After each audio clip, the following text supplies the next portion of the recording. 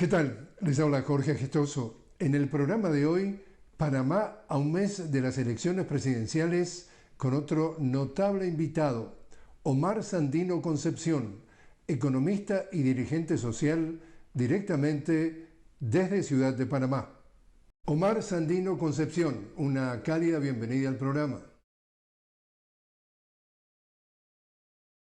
Saludos desde Panamá. Para poder aportar en todo lo que pueda hacer para esclarecer la situación política en el país. Desde ya te agradecemos, Omar.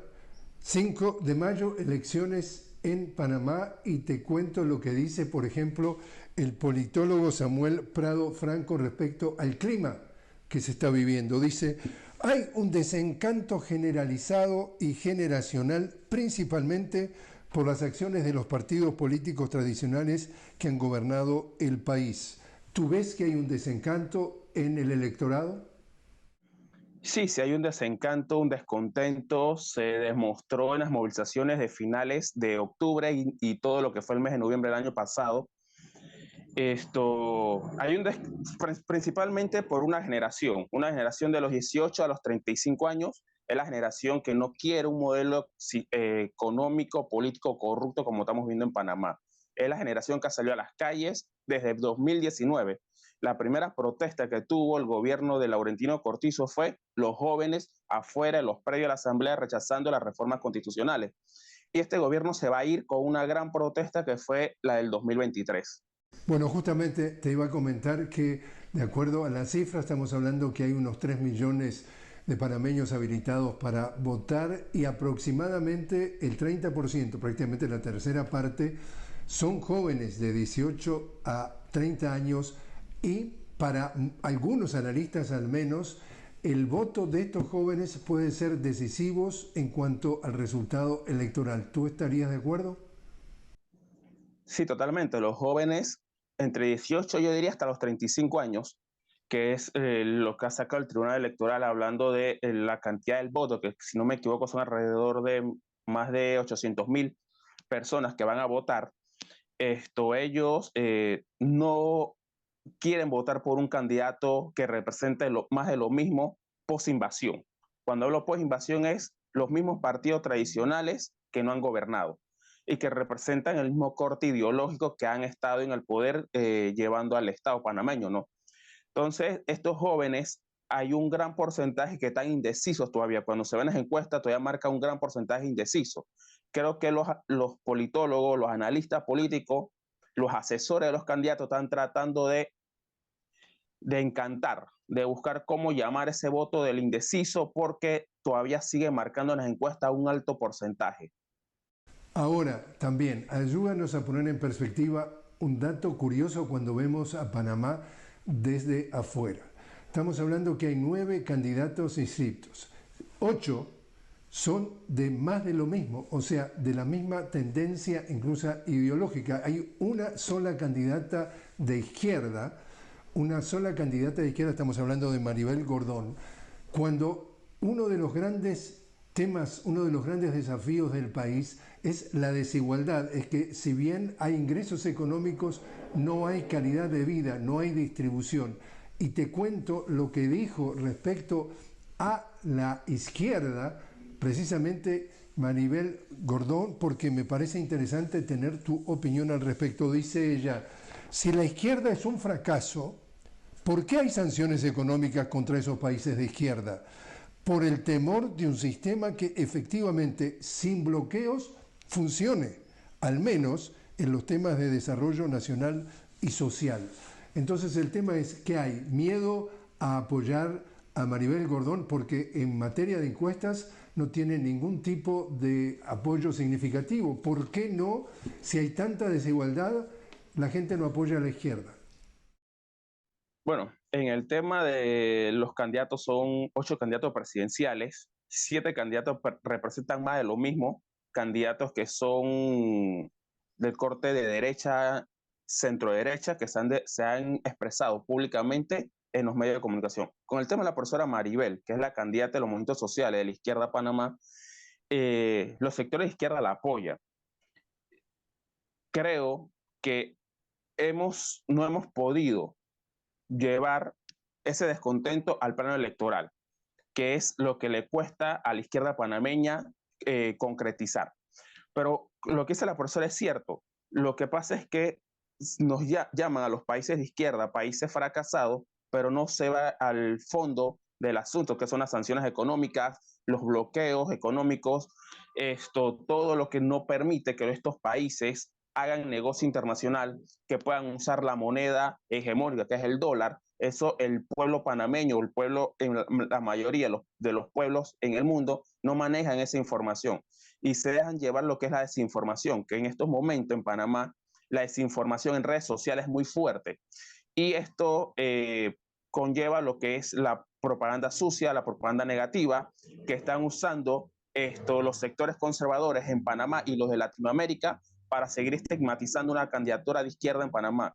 Sabemos que Panamá representa como un dique o un muro de contención de los Estados Unidos. Entonces los Estados Unidos pone todo su esfuerzo a que sectores progresistas no avancen esto en el plano electoral, pero sí ha avanzado y ha demostrado fuerza en el plano social y en las luchas, ¿no? Solamente tenemos que ver el referente del año 2023, lo que fue finales de octubre, inicio y todo el mes de noviembre. ¿Qué pasó? Repítanos para una audiencia que nos ve fuera de Panamá, ¿cómo fueron esas protestas? ¿Qué ha pasado? Esas protestas fueron las más con la mayor movilización, a más duras de los últimos 35 años, contra la minería, que es contra un contrato inconstitucional que violó 25 artículos de la Constitución de la República de Panamá, que era con una empresa First Quantum de capital canadiense, pero también tenía inversiones de Singapur y otros países. Entonces, principalmente la juventud panameña a nivel nacional, los obreros, los educadores, los campesinos, los indígenas se movilizaron a nivel nacional a rechazar un contrato inconstitucional impuesto por el gobierno de Laurentino Cortizo. Pudo haber sido más de 36 días en las calles hasta que la Corte lo declaró inconstitucional y la empresa el gobierno ya tiene que ver cómo se va la empresa, bueno, y todos los problemas que han habido con el tema de las indemnizaciones, que si hay que pagarle, que si la empresa todavía está esperando que pase el 5 de mayo casualmente, para ver con qué otro candidato presidencial pueden negociar. Sabemos que con los de 8 candidatos, 6 han dicho que no quieren el contrato minero, entonces, que quieren el contrato minero, mejor dicho, y que ellos están tratando de ver cómo esto hacen que la mina se quede, ¿no? Y casualmente, días atrás salió un video de una entrevista con el expresidente Ricardo Martinelli, donde él dice que en su periodo presidencial él agarró un contrato de la Corte, un contrato con Minera Panamá First Quantum y lo engavetó para que eso nunca fuera publicado en Gaceta Oficial. Entonces eso significa cómo son los intereses de una empresa multinacional con gran capital, ¿no? Entonces, leyendo claramente, no necesariamente ni siquiera entre líneas, acá estamos hablando que tú me dices que hay 6 de los candidatos aprueban el regreso o el restablecimiento de actividades de esta mina canadiense, que en realidad tiene un impacto súper negativo con el medio ambiente, que perjudica el medio ambiente del país, que perjudica a los trabajadores. Muchas veces hemos visto en Ecuador que se ha producido cáncer. Estás hablando de que el expresidente lo había engavetado, estás hablando que el actual presidente aprobó esto sin el mecanismo protocolar de que pasara por el Congreso. El gran sujeto de esta oración es la corrupción. ¿Cuán presente es la corrupción o cuán corrupto es el gobierno panameño? El gobierno en general, no el presidente de turno. No hablemos de este gobierno, hablemos de todos los gobiernos post-invasión de 1990 a la fecha. Todos los gobiernos han sido corruptos, todos han tenido grandes escándalos de corrupción a nivel nacional e internacional, pero son solapados por el poder económico, por los medios de comunicación tradicionales en Panamá y por países como los Estados Unidos que juega a declarar quién es corrupto y quién no es corrupto depende de sus intereses políticos, ¿no? Hemos visto que en el último año, año y medio, ha declarado a dos expresidentes en su famosa lista de el tema del Estado, ¿cómo se llama? El secretario de Estado sale y menciona que el expresidente Ricardo Martinelli es una persona corrupta, que el expresidente Juan Carlos Varela es una persona corrupta, pero hasta ahí. No dicen dónde están los fondos que lavaron dinero, dónde están los dineros que ellos han descomisado, han congelado, simplemente juegan para tener incidencia política a lo interno de Panamá en este periodo electoral. Omar, te invito a hacer una pequeña pausa.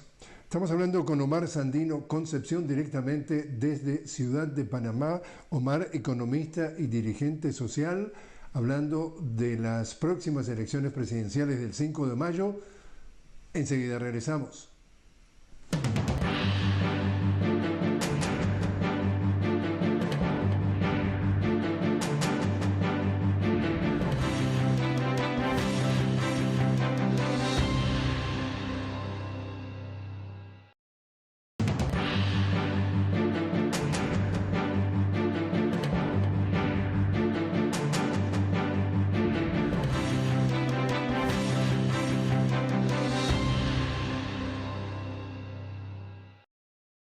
Continuamos hablando con Omar Sandino Concepción directamente desde Ciudad de Panamá. Omar, economista y dirigente social. Estamos hablando sobre las próximas elecciones en Panamá del 5 de mayo. ¿Cómo juega regionalmente Panamá en cuanto a la influencia de sus vecinos o la influencia de Panamá sobre sus vecinos? Bueno, la influencia de Panamá en torno a sus vecinos, podemos decir que es Colombia y en lo que es Costa Rica, ¿no? Panamá bueno, tenemos muchos temas que resolver, principalmente por lo que es el tapón del Darién, donde cifras que salieron las últimas semanas han pasado más de 109,000 personas en estos 4 meses. Entonces creo que es un tema importante que tenemos que tratar de conversar con el gobierno del presidente Petro, y eso lo que haría es un gobierno responsable para tratar de evitar el flujo irregular de migración que lleva mucho tema de tratas de personas, ¿no? ¿Y en el caso de Costa Rica? Bueno, con el tema de Costa Rica creo que también debemos mejorar también el mismo tema de lo que es el tema del flujo migratorio de Panamá a Costa Rica y ver qué otro tipo de relaciones económicas podemos desarrollar en el plano con Costa Rica para poder tener un mejor relaciones bilaterales, que con Costa Rica y Colombia son buenas, pero creo que todo se puede mejorar para tener una mejor relaciones diplomáticas.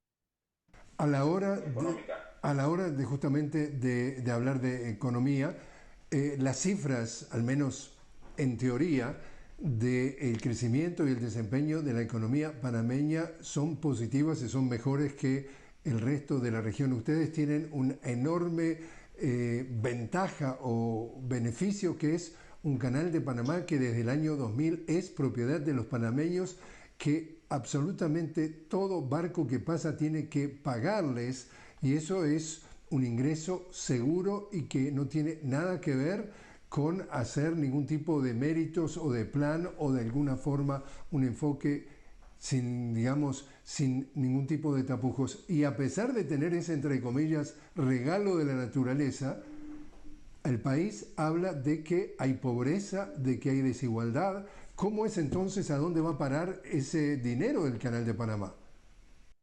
Bueno, desde el año 2000, que fue revertido las áreas del canal a manos panameñas, nos hemos dado cuenta que el canal genera miles de millones de dólares por el trasiego de las embarcaciones.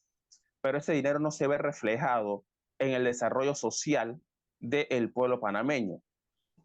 El canal puede entregar 2,000 millones de dólares al presupuesto del Estado, pero eso no va en mejora de mejores escuelas, mejores carreteras, mejores centros de salud, mejor educación.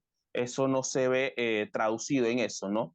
En el ingreso del canal compensa la evasión fiscal de los grandes millonarios en Panamá, porque esos 2.000 millones de dólares hace que el Estado no busque ese dinero que está en evasión fiscal de los que más dinero tienen en Panamá. El canal de Panamá tiene que ser rescatado por el pueblo panameño para que sea en beneficio del pueblo panameño. En estos momentos, si uno recorre la zona del canal, lo que era la antigua zona del canal, lo que es ahora las áreas revertidas, ahí no hay escuelas públicas, ahí no hay un buen centro de salud, ahí no hay áreas deportivas públicas, todo ha quedado en manos del capital privado y de los que más dinero tienen en este país. Entonces se repite un poco la denuncia que hace la única candidata de izquierda en esta elección. Estamos hablando de Maribel Gordón, cuando dice que su programa, ella lo llama vida digna, dice ella. La política de igualdad, intentar la igualdad, lo que respecta a oportunidades, es como una falacia cuando en realidad tú nos estás diciendo que esas cifras multimillonarias en dólares que recibe el país se evaporan con paraísos fiscales, con evasión del 1%. Sí, en Panamá la evasión fiscal es muy grande. No, no hay una buena política del Estado en perseguir a los que más tienen y a los que sabemos que evaden el dinero, ¿no? El que evaden al fisco. Se calcula que en los últimos 5 o 6 años han habido 30.000 millones de dólares en evasión fiscal.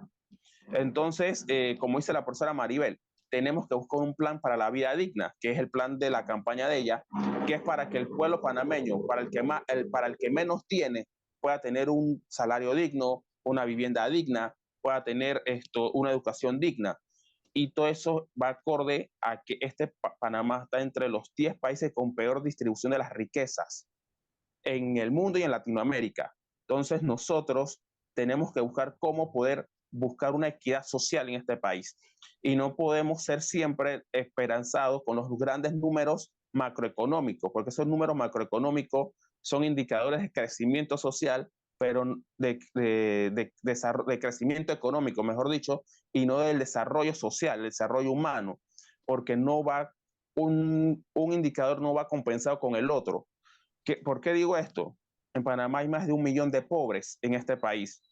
En Panamá hay más de 1 millón de personas que no tienen agua 24 horas, que reciben agua una o dos veces agua al día, a la semana, una o dos veces agua por 1 hora o 2 horas y media, y eso que son en carros cisterna, carros que le llevan agua a las comunidades porque no le llega el agua potable, aunque tengan todas las líneas de distribución, tengan las tuberías, pero no le llega el agua.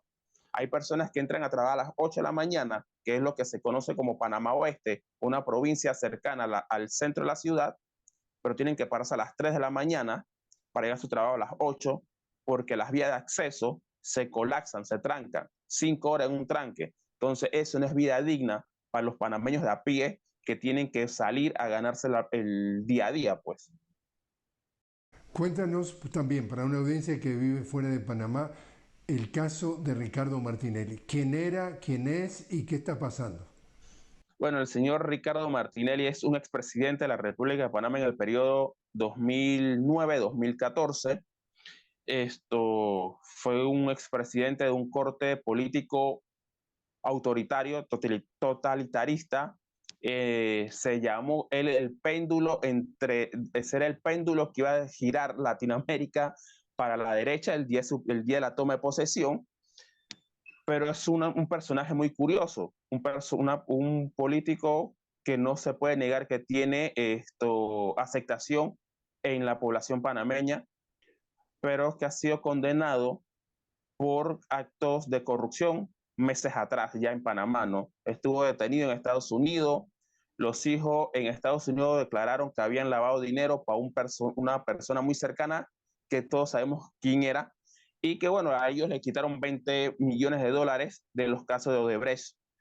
Pero hoy en día, el que iba a ser candidato por el partido Realizando Meta, que es Ricardo Martinelli, Esto fue inhabilitado ya por el Tribunal Electoral y en este momento está en un asilo político en la Embajada de Nicaragua. Es un personaje, vuelvo y digo, muy curioso en la política panameña porque esto es muy particular su forma de hacer política, ¿no? Siempre se victimiza, siempre trata de decir que lo están atacando, siempre dice que es un perseguido político. No podemos olvidar que está entre las 5 personas más ricas de Panamá. Ese es Ricardo Martinelli. Pero siempre se victimiza políticamente para ganar adeptos. Y tiene un gran call center en redes sociales que lo apoya. Entonces, estamos viendo que la política en este momento, con la inhabilitación de él, está difusa, porque no sabemos realmente qué dicen las encuestas. Las encuestas dicen, lo ponían a él de primero, que puede ser verdad, si él hubiera corrido, hubiera sido el candidato a batir, pero hoy en día todas las encuestas ponen al que iba a ser el vicepresidente él, que ahora es el candidato a presidente del partido realizando meta de primero, pero con un 30%, es lo que dicen las encuestas, un alrededor de varias encuestas dicen que es un 30%.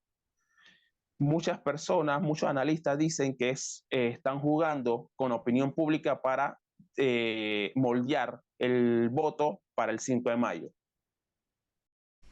En cuanto al financiamiento de las campañas, ¿tienen las reglas que rigen, son iguales para todos? ¿Hay dinero del narcotráfico? ¿Cuál es el panorama? Bueno, el financiamiento de las campañas es privado y público, ¿no? Es para los que hicieron recolección, por los que corren por libre postulación o lo que se conoce como independiente, el Tribunal Electoral les reconoce un porcentaje de lo que por la cantidad de firmas que recogieron. Y los partidos políticos le dan el subsidio dependiendo de la cantidad de inscritos. Con el tema del narcotráfico es un tema delicado porque aquí hay candidatos a diputados, no puedo decir para presidente, pero para diputados, alcalde y representante que sí están ligados con estos sectores. Podemos ver noticias de hace unos meses atrás, de un año atrás, que han habido representantes detenidos por temas de allanamientos, por redadas contra el narcotráfico, diputados que han salido en nombres de investigaciones o le han asesinado a sus personas más cercanas. Entonces, no se puede tapar el sol con un dedo, pero el narcotráfico ya es parte de la política interna en Panamá, que las autoridades electorales y las autoridades judiciales no hacen nada, porque también es parte del sistema. O sea, el narcotráfico se ha vuelto ya parte del sistema y es parte de la corrupción. Entonces, este es un mal que también hay que luchar desde el plano político, pero si los políticos que tienen el poder están con el narcotráfico, no se va a avanzar mucho. Y por último, ¿y los medios hegemónicos, los medios de comunicación con mayor audiencia, están al servicio del interés público o están al servicio o del narcotráfico o de los grandes grupos empresariales, financieros, documentales, todo lo que tiene que ver con los intereses, excepto los intereses del pueblo? ¿Cómo funciona en esta campaña la actitud de los medios hegemónicos? Los medios de comunicación masivos en Panamá, hegemónicos, son empresas privadas. Y como son empresas privadas, tienen intereses de los dueños. Un dueño responde al PRD, el otro dueño responde al hombre más millonario de Centroamérica, que es Stanley Mota. Entonces, ya por ahí nos vamos viendo cómo ellos están repartidos los medios de comunicación y el poder económico, cómo incide. Ellos tienen sus candidatos, ellos siempre van a apoyar sus candidatos electorales, le dan más espacios en los noticieros, en las propagandas, no responden al pueblo panameño, aunque son frecuencias del Estado panameño, pero no responden. Son, como vuelvo y digo, son empresas privadas con intereses particulares de los dueños. Ahí y vuelvo y caigo en el tema de las protestas del 2023.